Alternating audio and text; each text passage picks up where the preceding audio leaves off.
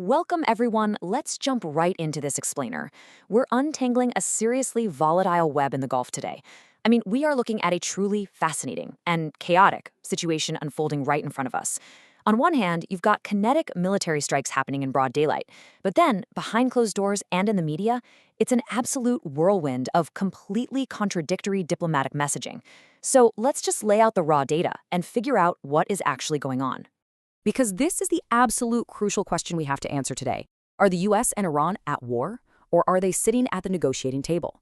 As we trace these events stretching all the way from Bahrain to the Strait of Hormuz, we are navigating through a remarkably thick fog of war.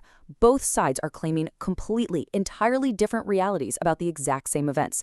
It's wild, honestly. Missiles are literally flying, yet the actual diplomatic status of the relationship is up for intense debate. So here's how we're going to break this all down. First up, the Gulf escalation. Number 2, competing military narratives. Third, the diplomatic disconnect. And finally, demanding tangible verification. Let's get to it. Section 1.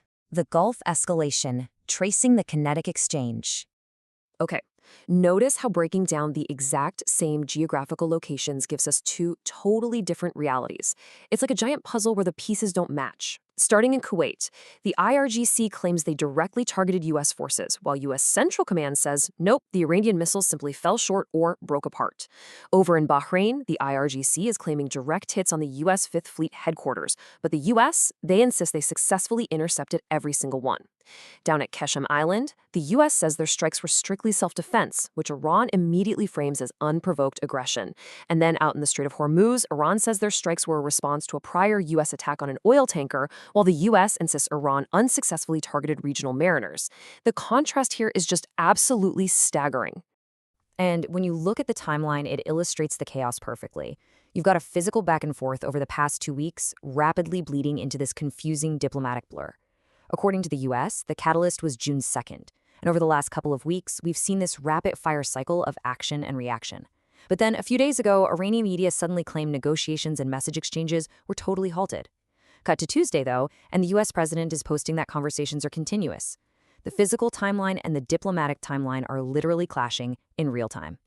Moving on to Section 2, competing military narratives, the Rashomon effect in the Gulf. The disconnect here is huge. On one side, you have the U.S. claiming defensive interceptions and insisting a ceasefire is actually still active, framing their strike on Kashm Island as purely self-defense following Iranian aggression.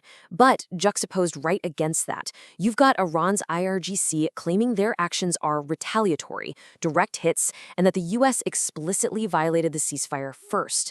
So both sides are forcefully telling their respective audiences that they are the victim of aggression, not the initiator. To really grasp the intensity of the Iranian perspective, listen to this striking quote. The spokesman for Iran's parliament's National Security Committee stated, "The United States understand the language of missile better than the language of diplomacy." Now, that is a profoundly important framing. It tells us that from the Iranian political perspective, this whole military escalation isn't just about scoring tactical points. It's actually being used as a deliberate communication strategy. When they feel diplomacy is failing or a ceasefire is violated, kinetic action basically becomes their megaphone for sending a message. All right, Section 3, the diplomatic disconnect, halted messages, or fake news.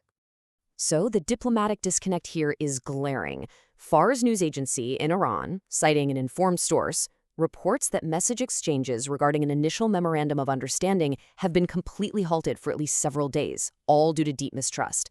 But then, on the flip side, President Donald Trump entirely rejects that narrative. He claims that talks are continuous and ongoing, and he explicitly labels those Iranian media reports of frozen communications as false, erroneous, and basically fake news. And this quote from a Truth Social post highlights that U.S. perspective perfectly. The president wrote, "The conversations between us have been going on continuously.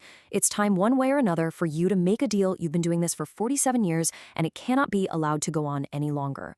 This directly contradicts what the Iranian media is reporting. The U.S. is insisting not only that the communication lines are wide open, but that there is an urgent, absolute need to conclude this 47-year historical dynamic with a definitive deal. Which brings us to Section 4, demanding tangible verification, the broader regional context. This broader regional context, it matters immensely. You see, the conflict in the Strait of Hormuz isn't happening in a vacuum.